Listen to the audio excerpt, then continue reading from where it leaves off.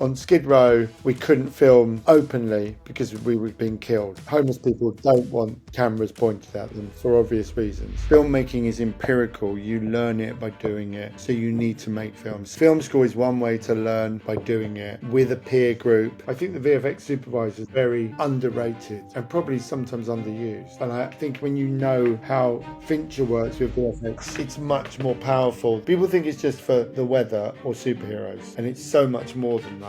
Obviously, you directed Birdcatcher. Sometimes those challenges sort of focus the mind. The challenging scenes, you spend more time on them, so then they become easier to shoot. The simplest version of something is often the best. I'll also return to that Francois Truffaut quote, which I always said to my students. It takes as much energy to make a bad film as it does to make a good one. You might not get as many opportunities as you think to do this. Every opportunity you get, really seize that moment and enjoy it.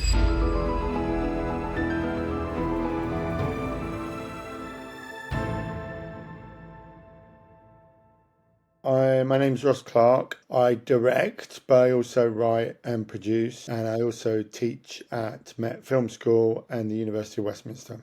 Cool. What was it that got you into film directing originally? Original inspiration was just going to the cinema with my dad when I was very young, seeing a bizarre array of films from everything from, Oliver, the original Oliver, and being scared by Oliver Reed in that. And then things like Born Free, and then to as extreme as kind of Brother Sun's Sister Moon, which is a very trippy 70s movie about St. Francis of Assisi, and it's Franco Zeffirelli. And I won't watch that film to this day. I only saw it once when I was 5. I think I found it was sort of like the equivalent of watching Holy Mountain for me, I think. It was a very bizarre film and it had a big effect on me as a kid. So yeah, and then just becoming a film fan, watching films all through my childhood, teenage years.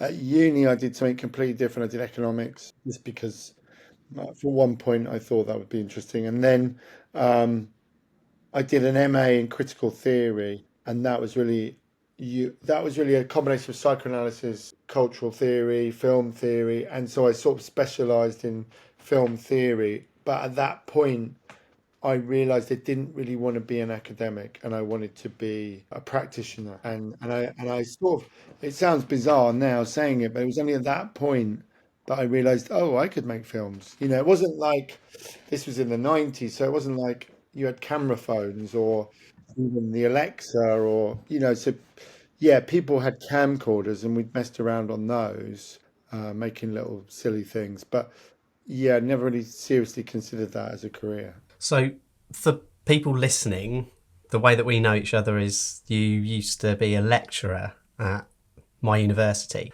And one of the things that you used to say all the time was play the hand that you've got, not the hand you want. Can you explain what that means in the context of indie filmmaking? I obviously say it a lot because one group of students actually made me a T-shirt with it on. So I obviously say it far too much. But having said that, the problem with filmmaking and the beauty of filmmaking is that it's a very collaborative process and it's also a very expensive process. And so, you're always having to make compromises and it's also, I always say it's called show business, and there's a business element and there's the artistic element. And I guess what I encourage students, but anyone really, because I think I learned this by my own mistakes, is to work with the resources you've got and make the best of those resources, as opposed to, having very little resources and then trying to make Interstellar. Or, it's like, I'm sure someone out there could make a kind of fascinating version of a story like that for no money, but it's very tricky. And you often see not just students, but crews in general are always trying to reach. It's good to reach to the limit, but you can't really reach. When you reach beyond the limit, your film is going to suffer, I think, and you're going to suffer, and your crew is going to suffer. I think you have to understand that there's the budget you want, the budget you have, if you like, and the budget the film can be made for. And if the budget the film can be made for is more than the budget you have, you've got to rethink the film and rethink and the result, not just the budget, but the resources you have, and your skill set. So I think always push to your limit, but don't push beyond your limit, and especially with money and other people's time because you're kind of wasting their time. Yeah, no, absolutely. So one of the things that always used to amaze me was you sort of seem to know everybody. Like you mentioned, like John Peter, the film producer. You, when we've spoken before, you've mentioned, yeah, oh, I know so and so from, who works on Doctor Who. Or is that because you are so good at networking, or is it just the sheer volume of projects that you take on that you're sort of in that world? Once you're old enough and been around enough, you meet a lot of people. But I do think that I mean, there is another part to that story, which is really I didn't feel like the door was open to me in the United Kingdom, and I was frustrated. So when I made my first film, I was very, very lucky, and luck has a lot to do with your success. People don't like to admit that, but I think luck, you've got to be prepared and you've got to be conscientious and you've got to have talent, but you've also got to be lucky, and some people, and yes, to a degree you create your luck, but there's also just random luck. Like when I was writing my first short, I lived in Shoreditch because I was a DJ, and it was a natural place to live at the time. It was cheaper, and that's where music people lived. And there was an actor who lived there at the same time as me who went to my cafe every day called Mark Strong. And I didn't know him, but I'd seen him in Our Friends in the North. I'd seen him in The Iceman Cometh on stage with Kevin Spacey, weirdly enough. And he was just brilliant. I just thought, wow, what an amazing actor. He was really the only person on that stage who could match Kevin Spacey, and it really struck me. And so when I wrote this first script I was writing, I'd been on a script writing course. I'd made a terrible short film, good idea but terribly executed. And then I was writing this other script, and I just thought, oh, he could be the main guy in this. So I asked the woman in the cafe if he was a nice guy, and she said, oh, yeah, he's great. So I just went and talked to him, and I just happened to catch him at the right time in the right place because he said, yeah, I want to read your script. He obviously liked it. He ended up doing it. But I would say if I'd caught him a year later, he wouldn't have done it. He'd sort of his star was rising, and he was just at the level where you could do that. And he, for whatever reason, liked me enough to do me that favor. But I still was frustrated. I didn't understand how the British film industry worked. It seemed very small. It seemed very, to be frank, led by people who went to Oxford and Cambridge. I think there's some truth to that. I think it still is to a degree, although I think a lot of the moves around diversity and Me Too and all these things have changed it, which is good. So I happen to have a connection in LA through a friend, and I just thought, you know what, I'm going to do a course in LA. I've always wanted to make American films. I was always inspired by American films. I want to do that. So I went there. I was lucky enough, I had enough money to go. I funded myself. And then I built a little network of people in Los Angeles. And it was only then that I made a film, which was Skid Row.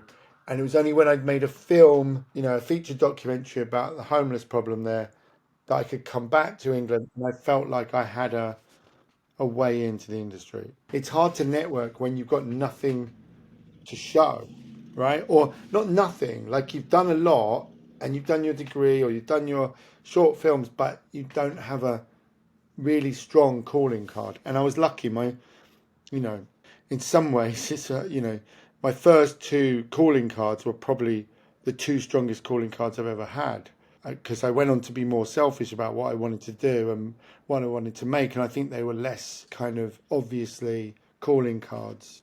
But anyway, yeah. So I think networking becomes. I'm not very good at networking. I wasn't very good at penetrating the British film industry, but I think part of that confidence comes with doing something. And when you do things and you're involved with good projects or you make good projects, you've got a story to tell. And I think if you've got a story to tell, people are interested. And I think in Los Angeles, certainly then, I think it's probably different now, but certainly then, we're talking about 2006, between 2006 and 2010, I was British. That's an advantage. Nobody cared about what college I went to. Nobody cared. And they just were like, have you got a good idea? Yeah, I've got a good idea. Here's my good idea. It's a bit different over here. I've forgotten all those problems because I don't have them anymore because I know these people. and I know people throughout the industry, and I'm lucky in that way. And I've also always kind of treated people with respect and well. You know, not everyone can help you, not everyone wants to work with you, not so, you know, yeah. I don't think it's I don't think it's an easy thing to navigate, and it also takes time. I say this to students, I say this to people. I walked onto the set of Someplace Safe, and it was a 4 or 5 day shoot in my hometown.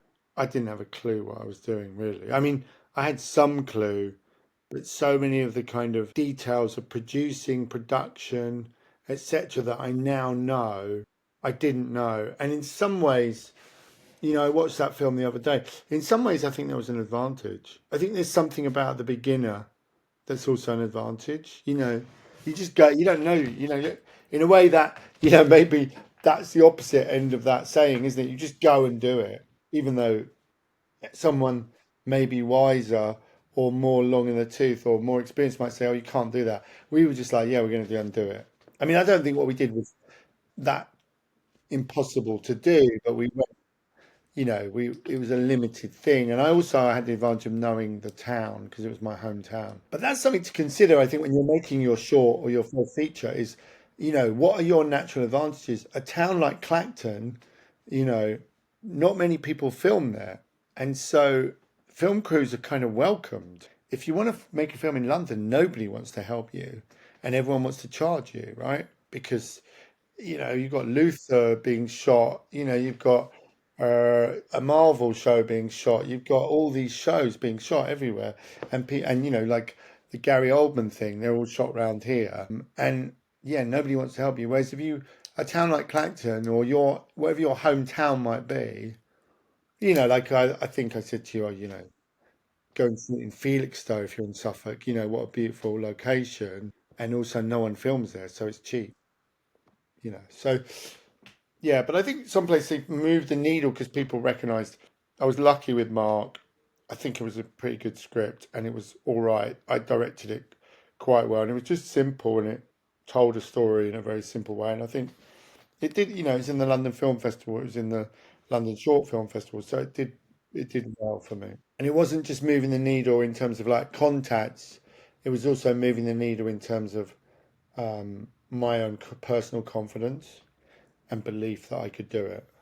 Moving on, sort of from that and the creative process, something that I really struggle with is the writing stage. And it's not necessarily looking at it from a bad script versus a good script. It's more from like a mediocre good script to a great script. Are there sort of key areas or key features that you're able to identify when you're either writing or you're looking at somebody else's screenplay, that you can say, Yeah. yeah, this is great, this has got something.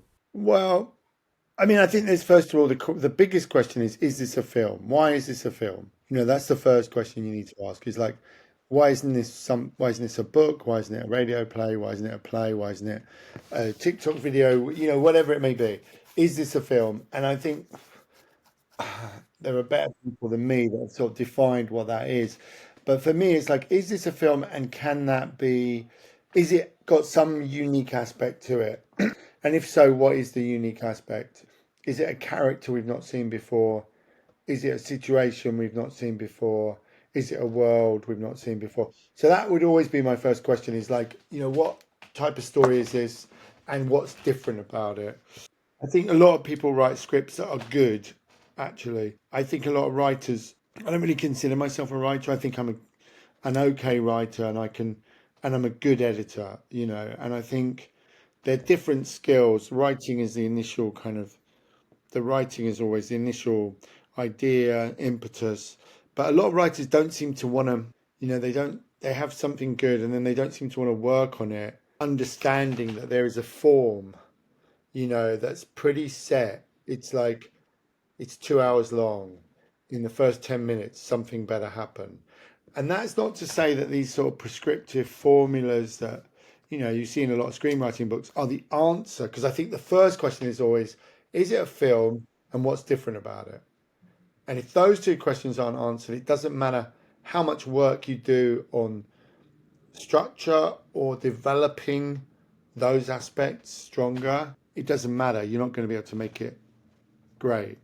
I think in order for you to make it great, you have a central idea that often a central dramatic problem that is sort of rooted in conflict. That there's always conflict, and that also for cinema, for me at least, is also something you can express not just necessarily through dialogue, but also visually, right? So that could be anything from, the last Mad Max film, which is obviously rooted in a very simple story, but with incredible spectacle, interesting, different milieu styles of shooting, and an ongoing kind of single line of whether this woman is going to escape or not, back to, I don't know, something like Memento, where time is played with.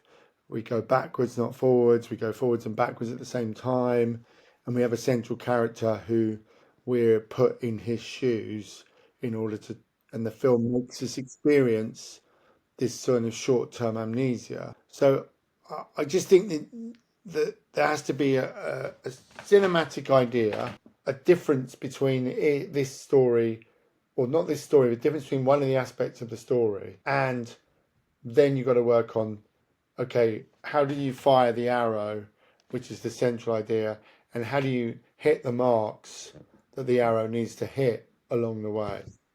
And then you go from there into scene work, and that's about, if you think about, I mean, I always, as I say that word, I always think of Tarantino, because even when his films aren't great, there's always scenes that are just incredible, right? He just knows about conflict, he knows about humor, he knows about cinema, he knows.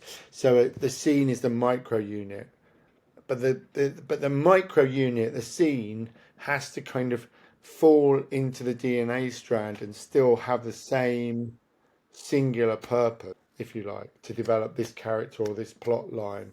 It's very complex because there's a lot of moving parts, and once you move one around, it affects the rest. But most people, I find, give up after two or three drafts and go, well, that's what it is and it's great. And I'm like, I don't agree with that. I'm not saying I've always got the best work out of it. I think some writers can probably nail it in that time, but development is important. And I think we're seeing a, a recent era where we had this rush to production after COVID, where we have underdeveloped ideas or scripts. And I think, if you take even at the level of the Marvel comic universe, you're seeing that. You're seeing films that were not properly developed.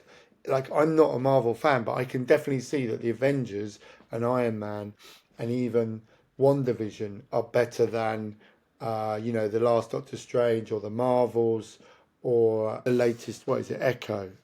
I can. It's obvious. Even, and the Mandalorian is a great example of that as well. Season one, absolutely brilliant, really well developed stories and screenplay. And then the Boba Fett, I was just like, I don't even know what this is. It's a bit of a mess. And the Mandalorian 2 and 3 were similarly just a bit messier. They didn't have a through line. The series feels like it's meandering. I'm choosing series rather than films now, but it's a similar problem. You still want to pull us through the season or the cinema or the film. So yeah, I mean, I don't know if that answers your question, but Yeah, no, yeah, no, absolutely, yeah. So, are you a fan of like sort of the hero, these like sort of script structures, like the hero's journey and um, the other ones escape me now. Do you ever? yeah, I mean, look, I think I am a fan of knowing that stuff and then leaving it to one side and letting it inform your practice rather than, you know, really formally going, oh, this is a story that has, I think I think it's always a back and forth between ideas and imagination and structural mythical structures. And I don't think what I'm saying is the ideas and the imagination part, I think is the important bit. Like, what's the central idea? What's the central point of difference? What's the dramatic question? What's the source of conflict? What's the cinematic expression of that?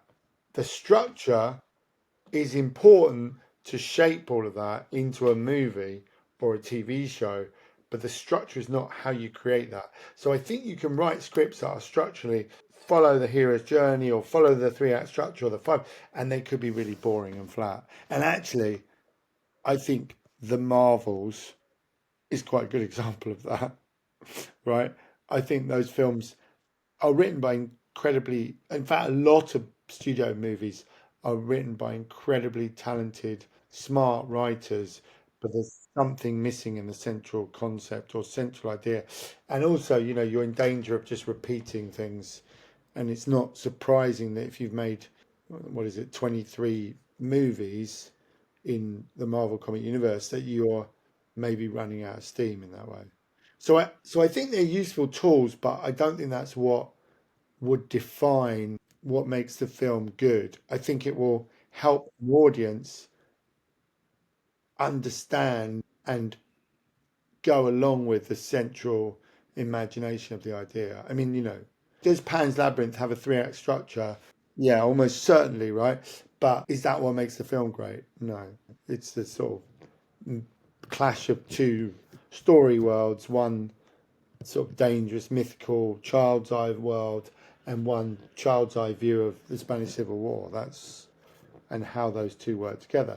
Does that involve structural things? Yes, but the initial idea and then the sort of visionary genius of someone like Guillermo del Toro is what excites an audience, isn't it? That's what that guy is what you remember from the film. Sure. So moving on from kind of writing, what is your creative process?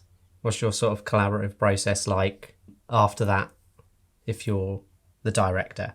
Obviously, you directed Birdcatcher, which is just such a beautiful film. And I'm just wondering how much planning and the steps that you take in a film that's well developed and that big. I mean, it just has such scope. That's kind of what I liked about it. I mean, I remember I got the script, I read it. I thought there were a lot of problems with the script, but I knew that the central idea was, go back to the central idea was compelling. A Jewish girl has to give up her identity in order to survive. And I thought, I've never really thought about making a story about the Holocaust either obliquely or directly because, well, I just hadn't, right? I'm not Jewish. That hadn't been a story that I'd sort of been compelled to write. But it felt like not only was that a story about the Holocaust, but it was a story about the modern problem of forced migration and war and what people were expected to give up. And it was around the time of the Syrian crisis. So there were a lot of people, and who were, of course, it's not the same as the Holocaust, but still people that were being systematically bombed in their home country and then fleeing to Europe. And so that's what appealed to me about that story.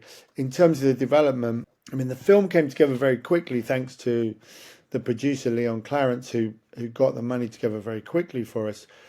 But the script had been developed for 10 years prior to that. I didn't know anything about it. I was given the script by one of the other producers, Lisa, who developed it. And then I met the writer, and basically we made an agreement. I can say this now. I don't think it's that I would rewrite the script, but he would keep the credit.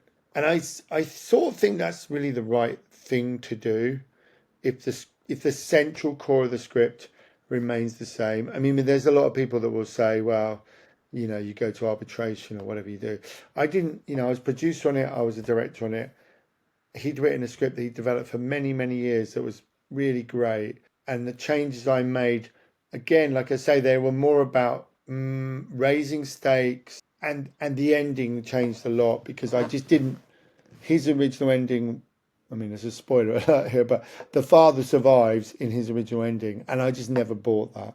I never believed it because historical truth showed us that only one family out of 50 in that town came, so the odds were really awful. And again, they destroyed the Nazis and the Norwegian government destroyed the Jewish population in that country, in that town particularly, but also in the country. So, yeah, so I mean, the development process was really, I went to Trondheim. I talked to the woman who ran the synagogue, which was then a museum, Jewish museum. Her grandfather was one of the few people that had come back from the camps. He'd survived because he was a barber, literally, and they needed the barbers, and that's true in show. I think the documentary Shoah also shows that as well. But anyway, so I then was working with a writer called Olivia Emden, who's a very good writer, and she's also Jewish, which I thought was important. And we just worked together on it for about 2 months, very intensely, changing. Well, the main change we made was we made every scene, we made Esther, the main character, in every scene. And previously, it had been more, and it wasn't, obviously, Esther was the central character, but it'd been more, there'd been quite a lot of scenes that she wasn't in or wasn't privy to. And I wanted the audience to be with her always. So she saw what we saw, she saw. It was a kind of, levels of knowledge. What you know, what she knew, the audience knew. So it was a kind of, and I like films like that. I mean, my favorite film is probably Chinatown. And I think, what you know is what Jack Nicholson knows. And you know nothing more. So you learn with that character. So that was that, and the ending were the main differences. And yeah, I mean, it was, and Tron, who wrote it, was very gracious and generous. He gave us notes on what we'd done and supported the production, came to the set. That was a great, I mean, to be honest, that was just a great experience all round. But yeah, that's in terms of script development, that's what we did. And then, we had to then go, okay, how much money have we got? How do we make this film? How do we make this film beautiful? And how do we make this film beautiful in the snow in April, March, April, because that the snow was disappearing. So we had to go up north, further north. It's funny, the guy that shot my first film, which is called The Chemist here, which is originally called Desiree, Pedro Luque, he just shot Society of the Snow. And I was talking to him about that. And they spent a year. And I think that was hellish shooting that film. I think there's a good doc on Netflix about it, actually. And it's a beautifully shot film. But I mean, I can imagine shooting that film for a year in the Andes, or that's where they were pretending to be. Must have been shooting in snow is not fun. I mean, you know, it is fun, but it's hard work. Yeah. Yeah, yeah, I can imagine. So, what? It's not limited to the birdcatcher, but what sort of major challenges that you've sort of faced on production in particular? I mean, I think on the Birdcatcher, on every film, it's been different. On Skid Row, we couldn't film openly because we would have been killed, or you know, homeless people don't want cameras pointed at them for obvious reasons. So we had to use button cams and bag cams and all sorts of van cams. And it feels like part of it feels like a surveillance film. And I wish the technology had been what we have now. I mean, I'm still planning to go back to Skid Row to follow up because I think I'm just interested in how that has gone. And I think it's gone far worse than it ever was before, which is kind of unbelievable because it was already terrible. On Desiree, we're in New Orleans, and I didn't understand that phrase, play the hand you got, not the hand you want. And so we shot 27 locations in 18 days in 100-degree heat with a highly unionized crew, American crew, which means the rules are very strict, and that was very challenging to the point where I literally, on a couple of days, didn't really thought I couldn't go in the next day because I was so exhausted and just the heat. You just thought you were going to have a heart attack or something. It was, I mean, I've never experienced heat like that. And then on the birdcatch, it was often things like, we were on an ice lake, and then we were told that we're closing the deals, but we don't have insurance, and you suddenly feel personally responsible for like 20 people. It wasn't that the ice lake was dangerous, but accidents happen. I have to say, The Birdcatcher is in many ways my favorite film and was the best experience because I think I had enough experience to know what I was doing, and the Norwegians and the Norwegian crew were just unbelievably good and very kind, very hardworking, just you know great bunch of people, very high level. I think I was very lucky. My DP, John Christian, brought with him. He was so well respected in that community, and it's a small community that probably 10 of our crew were because of him, and they were all just brilliant at their job. The Grit Morton just brought along, a Russian arm on a snowplow for 2 days, which is just we would never have been able to afford that. That's what Right. you use on a Saab. We would never have been able to afford that. So they did us a lot of favors. We shot on Hawk Anamorphics. We shot on the K35. Which is what How to Have Sex is shot on. It's really funny. I was watching that film, thinking I love the look of this film so much. I love it, and then I just read that it was shot on those same lenses, and I just love those lenses. And now, if you want to buy a set of those lenses, they're £400,000 for a set of primes Wow. because they're vintage lenses now. So it just everything came together, and I don't think I realised how lucky I was, but it was a fantastic experience, and yeah, just a good. So there's always production problems. There's always challenges, hot weather, cold weather, crew challenges. I think you have to be prepared for problems all the time, and just try to figure out. Try to. I think understanding that there will always be problems is part of the solution because then you're not panicked by them. You're prepared by them. You know, and as long as you keep your crew safe and your actors safe and the public safe, that's important, obviously. But other than that, I just think we'll always find a way through it. Cool. Cool. Yeah. So the other thing that also that became quite apparent is that you seem to be extremely busy all of the time with all the things that you do. Do you struggle to switch off? Yeah, I do. I think I switch off by playing and watching football. I'm quite social, so I like socializing, but often more and more now my social life is wrapped up in film or whatever. But yeah, I do find it hard to switch off. I do think I probably suffer from doing too much sometimes, and that I'm sort of one of my strengths and weaknesses is that I'm interested in a lot of different things, and sometimes I wish I was a bit more singular about oh, this is the project I want to do, and this is and teaching has sort of made that worse because now I get interested in all my students' projects. I'm like, oh, that's interesting. Yeah, well, And the one thing that I sort of avoid teaching, actually, funnily enough, is screenwriting. Not because I think I'm pretty good at it, but I don't.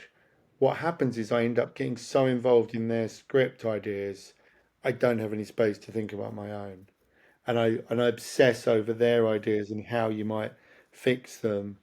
And then, if you remember the project you did, yeah. Anyway, I just remember those two projects. I remember obsessing about how could we fix those scripts, what could we do to improve them, and then you sort of think, oh, actually, I should be thinking about my own work. I'm interested in ideas. I'm interested in ideas, and I'm interested in how to make stories work. So, so how do you approach sort of the technical aspects of filmmaking, such as the cinematography and the editing? Are you kind of are you maybe a little bit of a control freak, or are you very much like outsourcing somebody else's talent for their particular job, and the same in the editing process too? I mean, I think I am a control freak, but so I'm a control freak about what. is going on in this frame, but I don't know how to achieve it a lot of the time. And I don't have the technical knowledge to know that. I just have the knowledge to know or I have the opinion or whatever you want to say vision, if you like. Oh, I want it like this.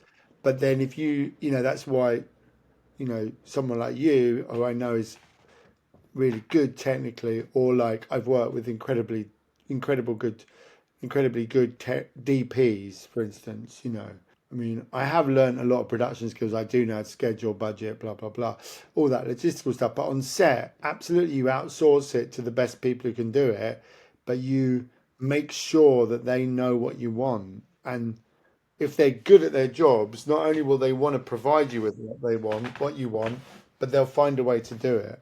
You know, and when they can't, they'll tell you, "Well, I can't do it like this." Or when they think it's a terrible idea, they'll say, "Well, should we try this?" And then it becomes a conversation. And I think that's where pre-production is so important because you need to provide them with a lookbook and a vision for the film, inspirations, etc., translations of what this script will look like. And then when you get on set, and obviously spend a lot of time on your shot list and all these things. And then when you get on set, it's just a question of like, oh, well, that doesn't work. So can we tweak it to do this or that? And I think that's why prep is so important. It's the same with actors. I think I'm going to cast the best person that I can get or afford for the role because I'm not going to massively improve their acting ability on set. I don't, I'm not going to do that. They're going to have a bandwidth and I'm going to say they're on a bad day and they're over here. If I'm a good director, I'm going to be able to push them over to here, but I'm not going to shift them. I'm not going to take an actor that's this good and put them in the, Robert De Niro category. That's just not, I'm not going to do that, but I can direct them. I think directing is literally what it says as a verb, which is it's more of a sort of you're more like a composer, or you're tweaking people, you're giving them a central vision, but you don't. I mean, and there are exceptions to that because I know that someone like Gareth Edwards, for instance, brilliant VFX artist, obviously understands the technical aspects and can bring something to the screen for a budget that looks much better than probably what the budget is because he has that ability. You could argue that, I mean, maybe his films suffer sometimes in other aspects, maybe story or whatever. Although I do actually really like him as a director, I think he's a really good director. So yeah, so I think you're not you're not necessarily yeah you've got to allow people to do their jobs and you've got to pick the right people to do the job, but you've got to tell them what the vision is. If you don't translate the vision, so you need to know, like I know about lenses and I know what lighting I like, but I couldn't set that all up for you. I'm not a DP. I couldn't do that. I'm not a gaffer. I'm not a grip. That's their job. But I can sort of say, well, why don't oh yeah, I don't want to, I want a 50 and I really like to shoot this anamorphic because I want this and this, and I really like these are the styles of lighting I want, etc. But technically, I'm not going to be able to do all that stuff. No. Yeah, so where, as a side note, where are you sort of physically when you're directing? I've seen sort of multiple takes of like some people are like surrounded by monitors, some people are as close to the actors as they possibly can be. Where do you like to be and why? I like to be by the camera, if I'm honest. I like to, I mean, we're having this with, the student feature that's been shot, one of the conversations we've had, and I don't know if this is going to be possible, but I think it's very important for this director, he's a first time director, first time feature director, is that ideally you would have, obviously you've got your Nautilus, you've got your focus puller with a tiny monitor, and sometimes I'll be with them, right? Because sometimes it's not possible to be with camera, right? So sometimes I'll be with them. You might have a director's monitor nearby. So I'd like the director's monitor to be as close to camera as I can, or maybe it's by the Nautilus, by the focus puller, or maybe it has to be somewhere elsewhere. And then you want Video Village, but you want it, you want a big monitor for producers costume, makeup, all those people, but you want it as far away from you as possible. And I just think that's good practice because you don't want the set to be hectic and you don't want too many voices. And if you need to talk to a producer or they want to talk to you, there's a way to do that still and they can see what's going on.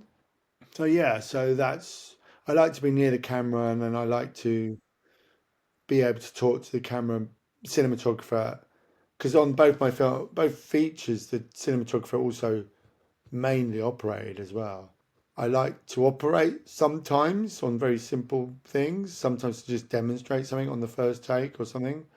And I like to, but DPs don't like that, if I'm honest. And then I like to be near the actors, obviously, to talk to them as well, because you want to. Also, a lot of the actors I've worked with are very good, and and they know you're in a low budget situation, and they want to keep rolling sometimes and turn over, and you want to be there to be able to say, yeah, okay, let's do it again, but can we try this? Boom, off you go. So yeah, I'm definitely not going to be in a. I'm definitely not going to be in a room with 27 monitors like Ridley Scott and Napoleon or whatever. I can't. I wouldn't. I mean, that's just yeah. That's a whole other different scale and type of filmmaking. I want to be in. I want to be in the middle of the action. So with you also lecturing too, for me, I was really reluctant to sort of go into education, um, like a higher level, like in uni, because I had seen these big filmmakers saying that you don't need film school or you don't need a degree and all of the rest of it. What's your thoughts on the importance of like an arts degree or going to a film school? Well, I think there's. I think the two things are different. I think getting a degree is a personal choice. What level of education you want to get. I think going to a film school is about find the film school where you're going to make films. Filmmaking is empirical. You learn it by doing it. So you need to make films. So film school is one way to learn by doing it with a peer group.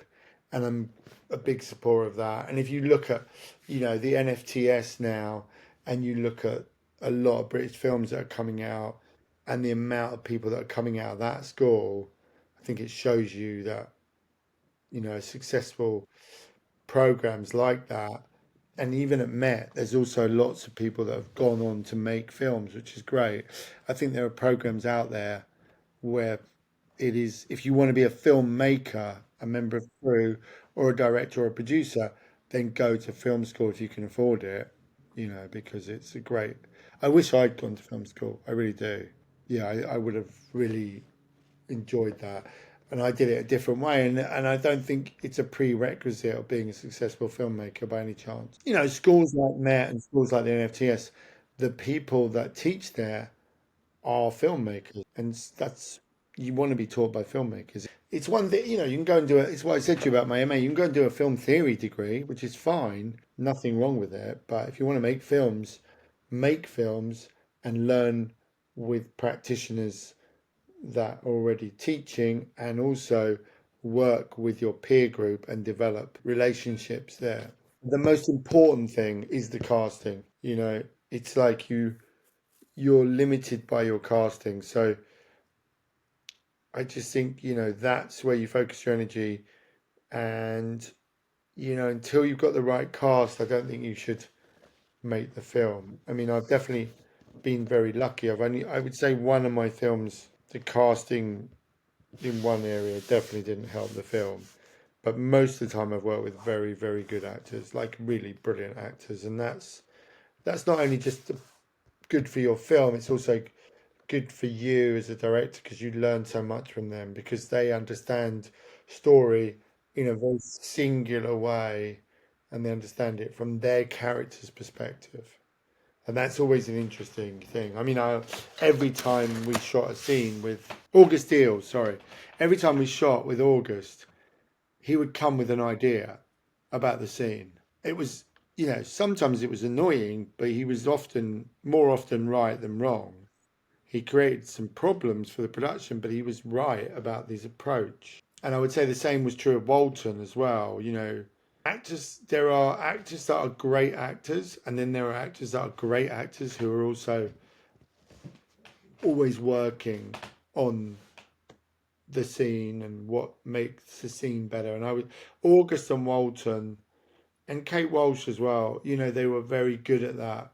They really they would come and have real conversations with you about what the scene was about, what was the most important point, should we try this rather than this? You know, it was really informative and interesting. And so that's why, you know, you never and we'll go back to like you want the best DP, you want the best actors, you want the best crew, you want the best producer. You don't want to be the smartest person in the room. You want everybody else to be much smarter than you, and you want to listen to what their ideas are, and then you have to kind of edit them and funnel them through the prism of what film you're trying to make, which is difficult, but yeah. So I think casting is absolutely crucial, and you shouldn't go ahead with your film if you don't like the actors you've got. I don't think. Yeah. Mm. No, absolutely. What if you've got a good script? If you've got a good script and a good cast, you've got more than half a movie, right? They're the two. To me, those two things are primary, and then everything else is icing on the cake, right? But most student films you see have not very good actors and not very good scripts, and yet they're technically brilliant. You're sort of like, wow, that's that's amazing. I wish you had good actors and I wish you had a good script because then it would have been amazing, right? So, yeah, I think yeah, that's all I would say about that. What's your approach and your sort of thoughts on VFX? With most of the people that I've spoken to, they're either in one of two camps. They either sort of find that it's really misunderstood, or they find that it's really overused at the moment. What's your thoughts on it, and how do you like to use it? Well, my thoughts are that I wish I was Gav because I think he, you know, I think he obviously knows how to use it. And I also am sort of amazed when I've watched YouTube videos about Parasite or about David Fincher and watched how they've used VFX, and it's very subtle and enhancing locations, enhancing shots. It's very interesting. I think what I would say is that, you know, when I did The Birdcatcher, which is the last, you know, full dramatic feature I did, I didn't I didn't have a VFX supervisor on set, and I wish I had because I think that would have helped us with a lot of issues. Because you need a VFX supervisor. You need to have meetings with your VFX supervisor very early on, and you need to obviously you need to allow that to budget. But there is a way to use VFX. So, like a good example, I always think is the house in Parasite, where if you see what the original house was, and then the way they extended that through VFX, and they create this incredibly impressive space. That's how I would like to see VFX used. I mean, I'm not saying that Marvel or superhero movies or stuff don't use VFX well. I do like practical effects, but I also can see there's a place for VFX. But I think again, it's like I'm not the person to necessarily lead that process. I'm the person to say, well, I want to try and do this. Would you do that in camera or would you do it in VFX? Or would it be a combination of the two? So yeah, I think the VFX supervisor is very underrated and probably sometimes underused. But I think when you know how Fincher works with VFX, it's much more powerful than people think it's just for, you know, the weather or superheroes. And it's so much more than that, which I think is really interesting. Just gonna ask how much of the snow in the birdcatcher was was that all practical? Well, that's an interesting question because it's a combination of real snow, fake snow, and VFX snow. And I could show you scenes and I could tell you what the fake snow was, and normally what we did was we enhanced the real snow with the VFX snow. Normally, that's what we did. I will tell you this: I think our snow and the combination was better than the snow in Blade Runner 2049. I remember watching that film and thinking, their snow wasn't very good, and their fake snow wasn't very good. And we had a really good SFX guy, and we also moved our production to keep real snow. And I also had this app, this Norwegian weather app, and I would try and time, and it would tell you literally to the minute, and it was so accurate when the snow was going to come. And so often we would time shots with this app, and then the snow would come, and off you go. And there's the snow angel scene is a good example where it was snowing when we started shooting, and then by the time we finished shooting, it stopped snowing, so we had to use some VFX in some shots. So yeah, but I thought that was an effective way to do it, and I would argue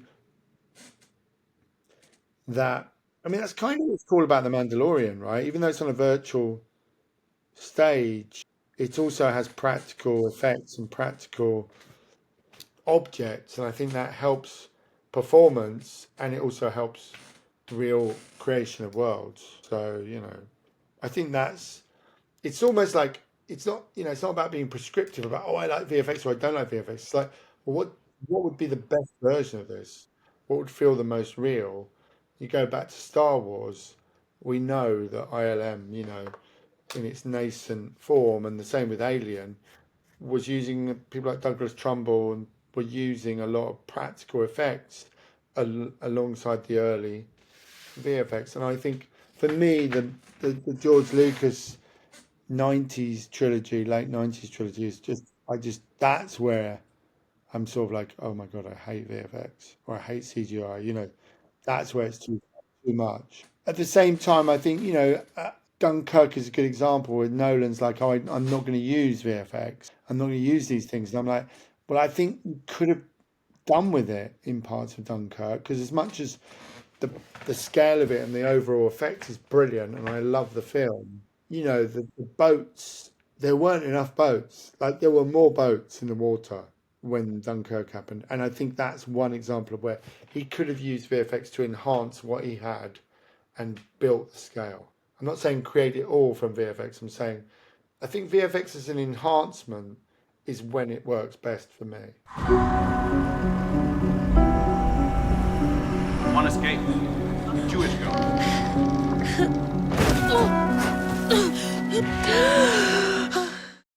First of all, the back of the van that they're on, or the lorry that they're on, is completely stationary and was being Oh, right. rocked, literally. That's a very good example of something where you've literally got two guys with a plank rocking the thing up and down, and we're completely stationary shooting. So that makes everything a hell of a lot easier, obviously, for a moving vehicle, but because we're tight on and enclosed, we could do that. So that was shot on day one. And then I think day three, well, then day 21 is when you go into the barber's and you're inside the barber's shop and the father and the feathers inside the shop and all of that, which is a very, as a dolly's shot, sorry, into the back of the father's head, and the reverse on her. And then we come out again and we're really on a track, a private road, single track, quite dangerous. And we're behind in a snowplow with a Russian arm. And you can see as we track, so there's the original actress and the stunt double, and the the problem there is, obviously Sarah Sophie she's got a harness on, so when she's on the truck, she's harnessed to the side of the truck so she doesn't fall off. And so we painted that out in VFX. I think we enhanced the snow slightly in VFX, although it was really snowing that day. And then when you see her on the edge, you see her face come to camera, and then you see her on the edge.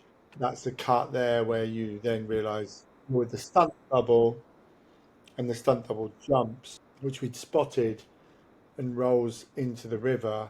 And that was actually really steep. I mean, doesn't look very dangerous. It felt very dangerous, and it was very steep. And obviously, we'd prepared for it. And fortunately, she wasn't hurt. She was padded. She was a good stunt woman. And then she's face down in the water. Now that shot is the first take. The shot we use is the first take, and the cameraman and the Russian arm guy were like, "We can do that better," and I just said no because one, we were eating so much time. It took a long time to do that. Two, I like the leaves. I like that the leaves create this sort of depth that you understand how far she's fallen. And the wobble doesn't bother me. Just none of it bothered me. It was all like, yeah, I like that. And they wanted to get it perfect. And sometimes perfect is not necessary. In that case, I don't think it was. And it was also going to be a risk for her. I was like, I'm not prepared. I like this shot. I like what it does.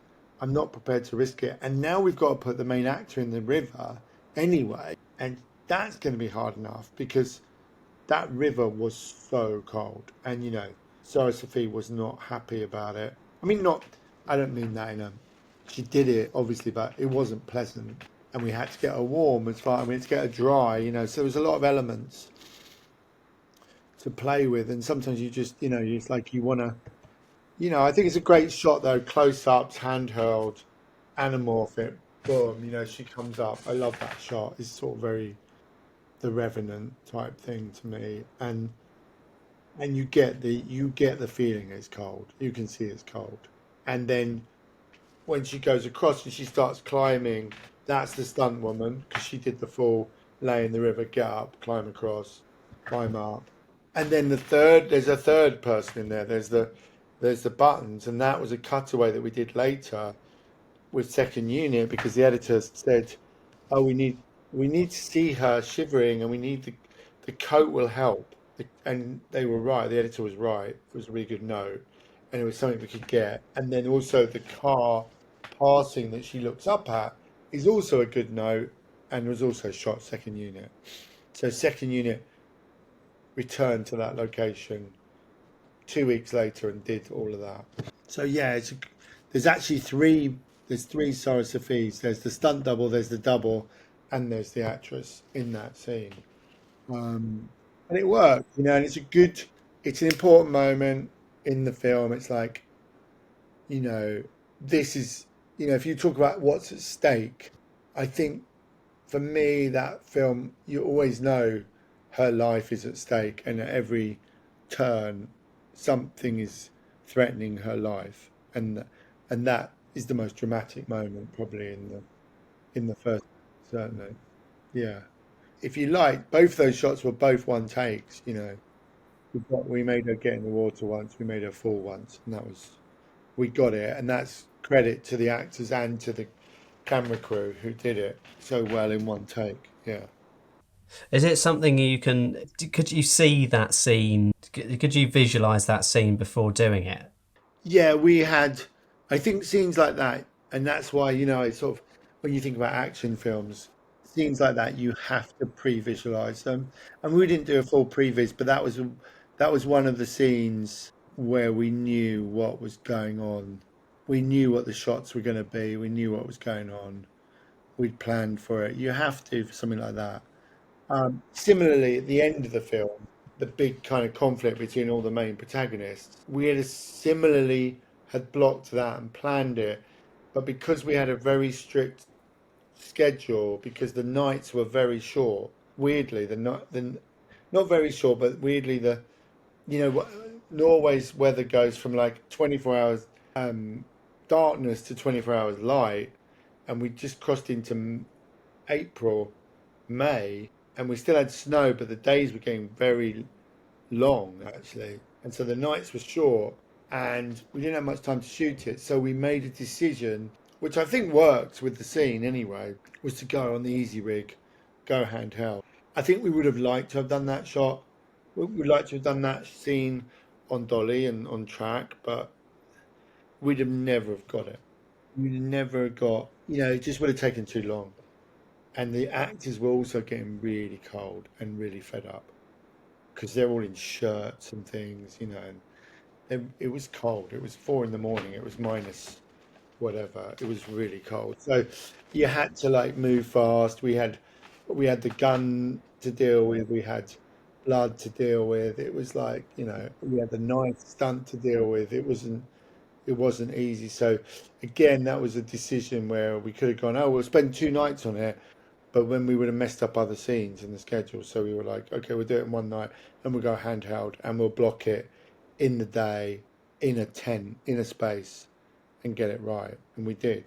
And again, that's testament to the actors and to the stunt um, supervisor and to the camera people. Sometimes those challenges sort of focus the mind, and in a way, the challenging scenes you spend more time on them, so then they become easier to shoot. And you think, oh, maybe I should have spent more time on every scene, and then they'd all be easy to shoot. When you know you have a specific challenge, you're very like, oh, how do we do that? And you know you've got to work it out like this. And I sometimes think, oh, maybe I should do that for every scene. Probably you should. That level of prep. Fire, brimstone, boom. There you were. So if we move on to Desiree, also known as the chemist, also known as something else. What's its other title? Dermaphoria, which is the original title, which is what it should have been called. That was what the book is called, and I wish it had always been called that. But that's another whole lesson in the film business. Let's not dwell on that. Yeah, I mean, people who shouldn't be telling you what to call your film end up calling your film various names because they think they can sell it better. I think if you're worried about that, you're probably looking in the wrong place, or maybe your film's not right, or maybe they're not the right people to sell it. But anyway, right. So it was a marketing thing. Yeah, and I don't think it made any difference. In fact, I think Dermaphoria is a much more distinctive title.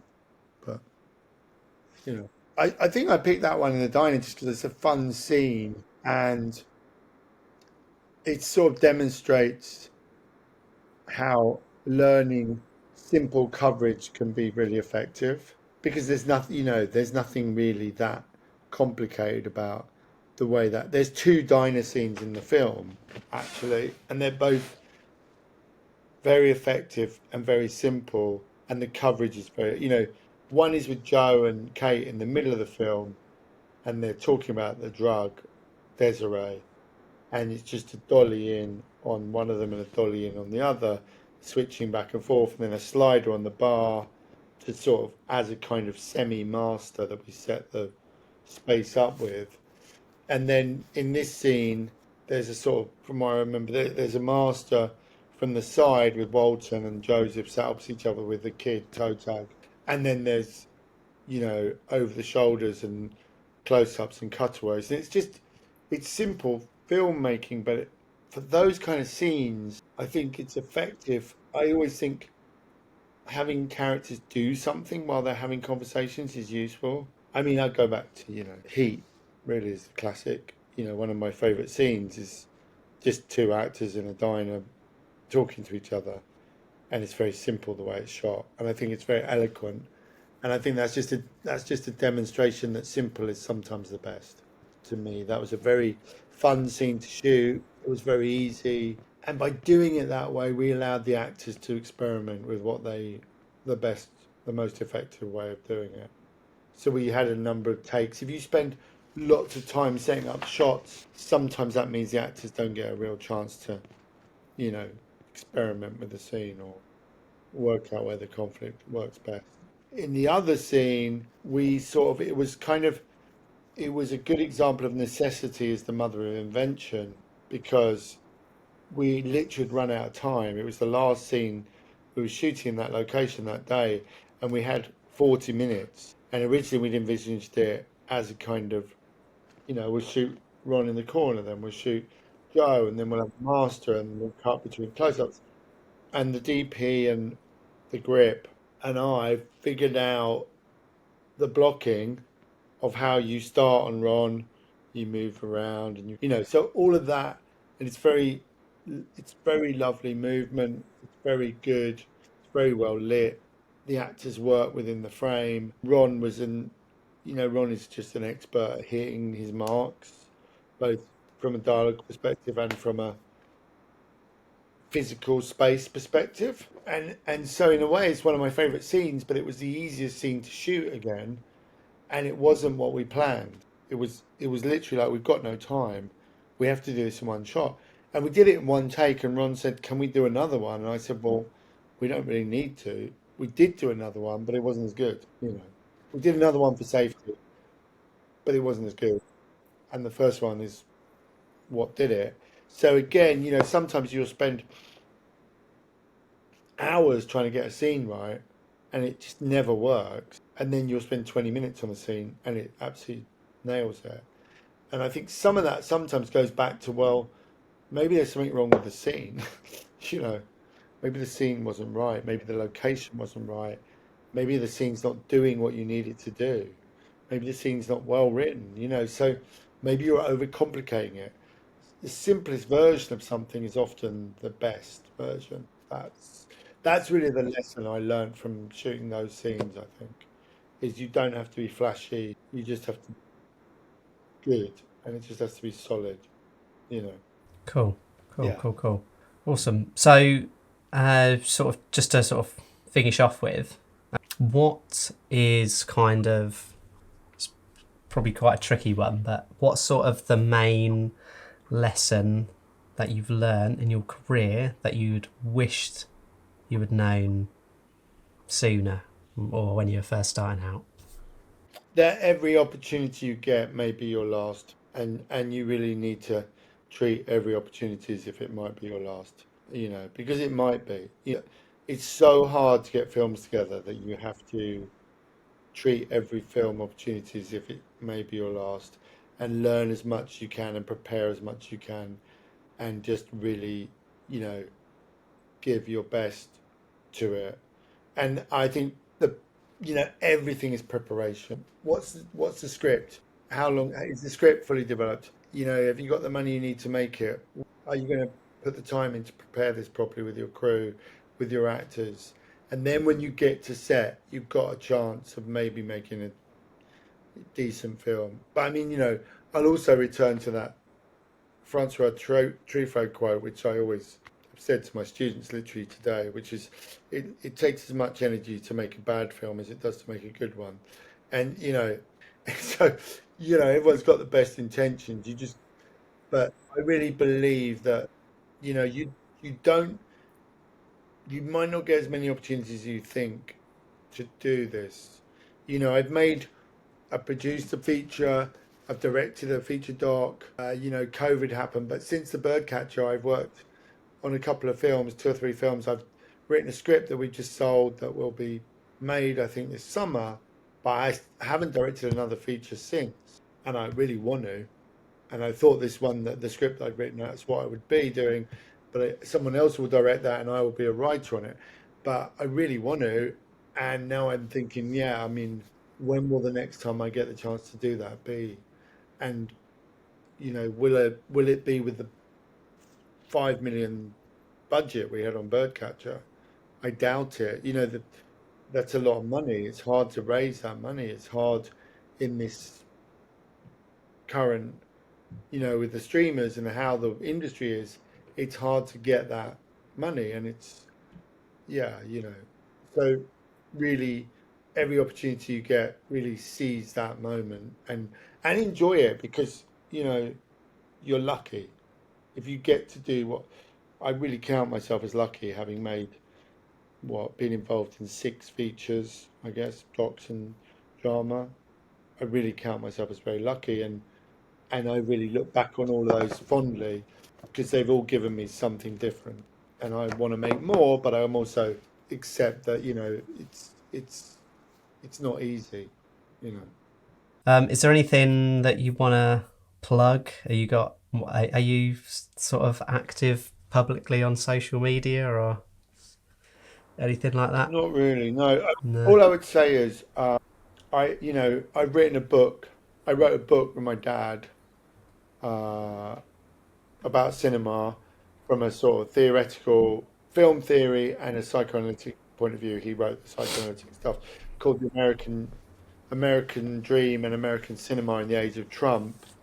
And I think I'm going to follow that up with a follow up to Skid Row, because I think the sort of failure of the American Dream is Skid Row is emblematic of the failure of the American dream, and I want to do that probably during the Trump election period, the next election when Trump and Biden probably go head to head, and I think that will maybe sort of bring an end to that chapter of my life, which was in a chapter where I lived in LA, I was in Skid Row, I made films in America. Yeah, and I think that's something I want to do.